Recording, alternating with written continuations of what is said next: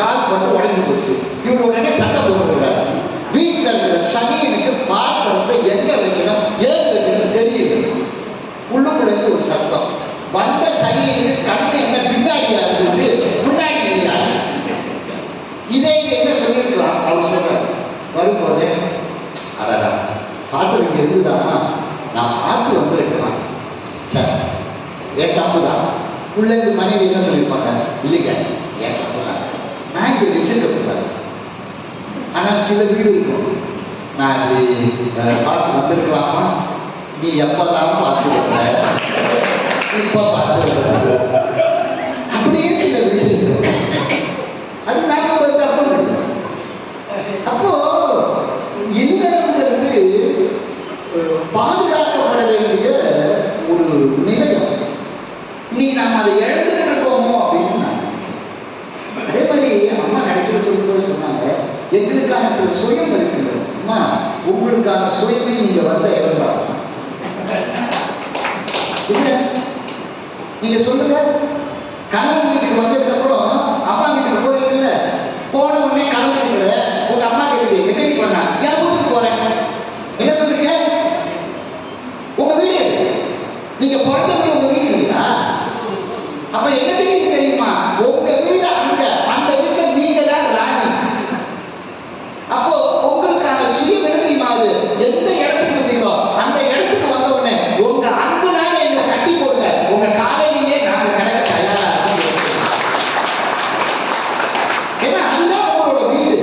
பெண்ணுக்கு வீடு எது என்று சொன்னால், அவள் பிறந்த இடம் அல்ல அவள் வீடு, அவள் புகுந்த இடம் எதுவோ அதுதான் அவளோட வீடு. அன்று அவள் செலுத்துகிற ராஜாங்கம் இருக்கு, அந்த ராஜாங்கத்துக்கு ஈடு இணை உண்டா? அதுக்கு ஈடு இணை கிடையவே கிடையாது. எப்பொழுதுதான் நான் உங்களுக்கு ஒரு செய்தி சொல்லட்டுமா, ஒரு பெண் மகளாக இருப்பதிலே இல்லை பெருமை, ஒரு பெண் மனைவியாக இல்லை பெருமை. எப்போது அவள் தாயாக மாறுகிறாளோ அப்போதுதான் ஒரு பெண்மைக்கு உரிய மிகப்பெரிய பெருமை கிடைக்கிறது. அப்போ பெண்ணை இல்லைன்னு வச்சுக்க, நான் இப்படி சொன்ன இதுக்கு ஒரு முடிவு பண்ண மாதிரி சொல்லலாம். தமிழ்ல அருமை நண்பர் சொன்னார் பெண் அப்படின்னு, பேர் அப்படிங்கிறதுதான் பெண்ணுன்னு வந்தது. பேரும் தன்மை உடையவர்கள் யாரோ அப்படிதான் பெண்ணுன்னு அர்த்தம். பேரும் தன்மைனா காக்கக்கூடிய தன்மை. அன்பும் அரணும் உடைத்தாயும், அது யாருக்கு பொருந்தும்? அன்பு ஆகிய பண்பு எழுதுறாங்க. அன்பும் அரணும் உடைத்தாயும் இல்வாழ்க்கை பண்பும் பயனும். இதை வச்ச வருஷத்துக்கு பாருங்க, அன்பு என்கின்ற பண்பு அறம் என்ற பயனை தர வேண்டும். அது யாருனாலும் முடியும், அது யாருனாலும் முடியும், ஒற்றால் மட்டும்தான். பெருமைக்கு நான் சொல்லல. தமிழ்ல இல்லான் அப்படின்னு ஒரு சொல்லு கிடையவே கிடையாது. இல்லான் அப்படின்னா எதுவும் இல்லாதவர்னு அர்த்தம். ஆனா பெண்ணுக்கு இருக்கு இல்லாள் அப்படின்னு இருக்கு. இல்லாள்னா என்ன அர்த்தம்? அவள் இல்லத்தை ஆழ்பவள்னு அர்த்தம். நான் கல்யாணம் பண்ணி போவேங்க, ஏதோ ஒரு கல்யாணம், நண்பர்கள் வீட்டு கல்யாணம் இல்ல உறவினர் வீட்டு கல்யாணம் நான் போவேன். போனேன்னா பார்த்து நீ நல்லா இருக்கியா அப்படின்னு, கல்யாணம் ஆச்சுங்க, என் மனைவி வரலைங்க, நான் மட்டும் போனேன் கல்யாணத்துக்கு. அந்த வீட்டுக்காரர் கேட்டாரு, ஏன் வீட்டில் கூப்பிட்டு வருது? அப்ப நான் என்ன காடா வீட்டில் கூப்பிட்டு வரல? இது பாருங்க, கல்யாணத்துக்கு முன்னாடி நான் எப்படி வேணாலும் இருந்திருக்கலாம். ஆனா எனக்கு ஒரு மனைவி வந்த பிற்பாடுதான் வீடு அப்படின்னால அது யாரு? மனைவி தான். வீடு அப்படின்னாலே பெண் தான். அப்ப இல்லறம் அப்படின்னாலே யாரு? அது பெண் தான். இல்லறம் அப்படின்னா அது யாரு? பெண் தான். அப்போ இப்படி சொல்லி முடிச்சுட்டா வேலை சரியா போயிடும். இப்படி சொல்லி முடிச்சிடுவோம். எப்படி சொல்லலாம் அப்படின்னு கேட்டா, கொடிது எது அப்படின்னு முருகப்பெருமான் அவை பாட்டிட்ட கேட்டான். அவை சொன்னா, கொடிது கொடிது வறுமை கொடிது, அதை விடும் கொடிது இளமையில் வறுமை, அதை விடும் கொடிது அட்டம்னா கொடு நோய். அதோட நிறுத்திக்கலாம்ல, அதை விடும் கொடிதுன்னா.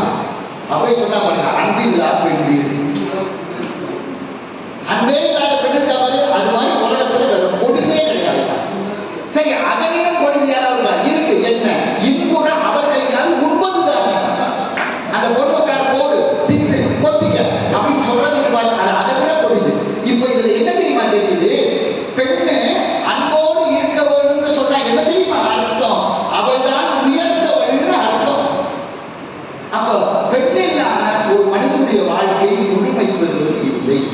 ஜான் டன் அப்படின்னு ஒரு ஆங்கில கவிஞர் அவன் சொன்னா பாருங்க ஒரு செய்தி இல்லறத்தை பத்தி அதை சொல்லி நாம நிறைவு செய்யலாம். வடதிமா சொன்னா இந்த ஜாமெட்ரி பாக்ஸ் இருக்குல்ல, அதுல இந்த வட்டம் போடுற ஒரு கருவி இருக்கும், வட்டம் போடுற கருவி காம்பஸ், அது ஒரு பக்கம் ஒரு இது சொல்லியிருக்கும் பென்சில். இந்த ஒரு கால் ஊனி ஒரு கால் அப்படி போட்டு டீன்னு போட்டா வட்டம் வரும்.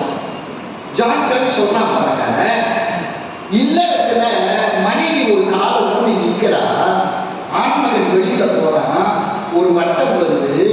இந்த வட்டம் சரியான வட்டமா வரணும்னா வீட்டில் இருக்கிற மனைவி மாண்புடையவளாக ஆடாமல் அசையாமல் இருந்தால்தான் வருகிற உலக வட்டம் என்பது நன்றாக வரும். இல்லை என்றால் வட்டம் வராது.